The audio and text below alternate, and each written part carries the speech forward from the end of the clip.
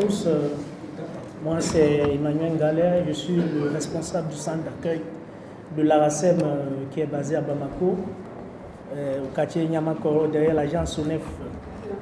Donc d'après toutes les interventions et d'après ce que nous on a constaté, nous qui faisons ce travail de base, on peut conclure qu'entre Africains déjà, il n'y a pas de la solidarité en ce qui concerne la migration. Je m'explique. Il y a des pays actuellement comme le Niger et la Mauritanie qui excellent avec brio, comme des policiers du Frontex. Actuellement, au Niger, il est impossible, c'est impossible pour un Africain de circuler sur toute l'étendue du territoire. Même chose en Mauritanie.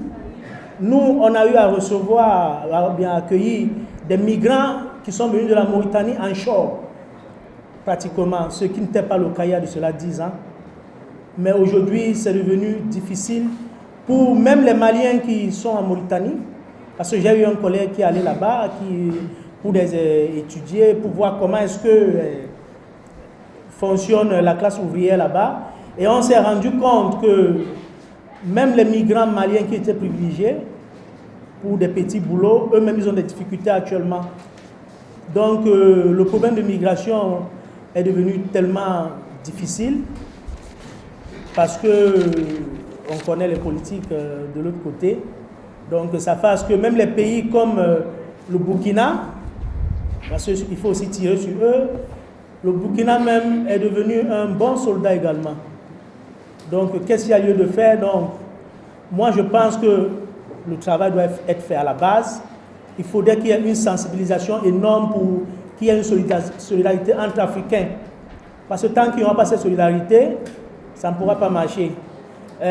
Anzouman a parlé tout à l'heure des mouvements entre les Arabes et Noirs là-bas pour les sans-papiers. Nous, à la RACEM, excusez-moi du terme, on n'est pas d'accord avec ça, quoi. Parce que les Arabes nous considèrent chez eux comme des esclaves. Voilà le mot. Nous tous, on sait ce qui se passe en Libye.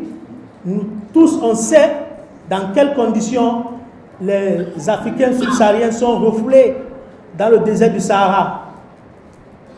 Donc, nous qui faisons ce travail depuis 2009, parce qu'on avait un projet avec le CICR, et la Croix-Rouge malienne en partenariat avec le CICR, on a fait un projet commun en 2009, donc ça fait pratiquement 4 ans, de 2009 à 2012, où on allait chercher des migrants à Tizawati.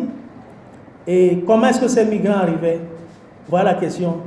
Et là-bas, ils ont construit des cages dans des camions, au niveau des camions Ben, là où ils entassent nos frères comme des moutons, comme je sais quoi d'autre.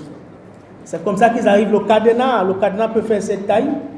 Vous êtes dans la cage et ils quittent généralement Tamaracet à partir de 23h pour que la population ne puisse pas être au courant de ce qui se passe.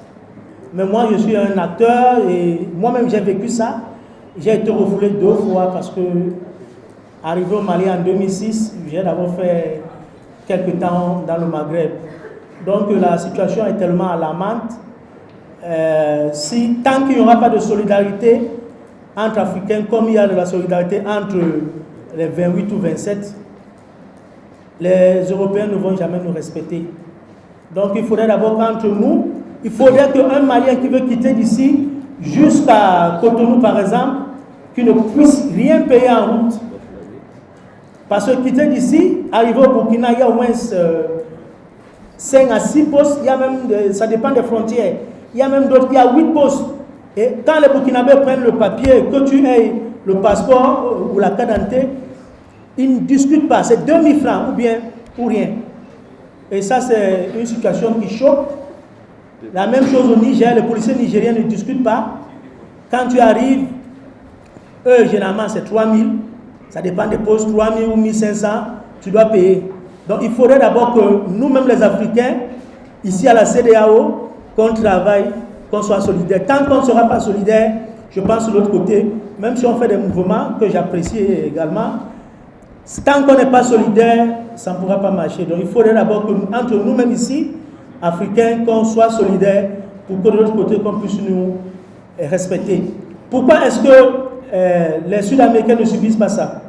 Il faudrait qu'on se pose des questions.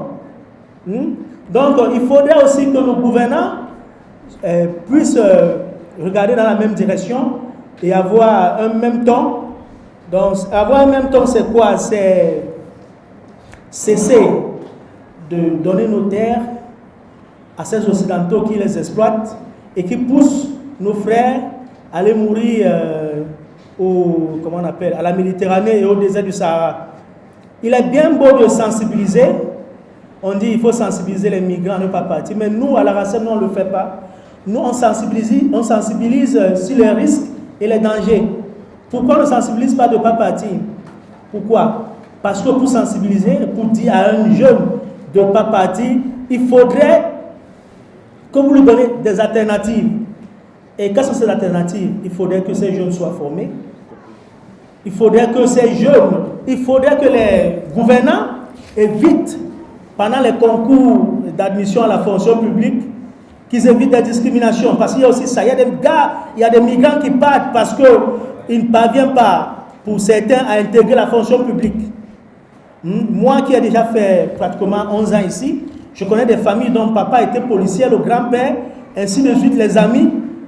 Donc, vous voyez un peu, ici, il y a ce problème aussi également. Comme dans mon pays, le Cameroun, il y a aussi également ce problème. Donc, il y a plein de mots qu'il faudrait que, pour que les jeunes Africains ne puissent pas partir, il faudrait que ces mots-là soient d'abord traités. Et après ça, on verra. Ok, merci.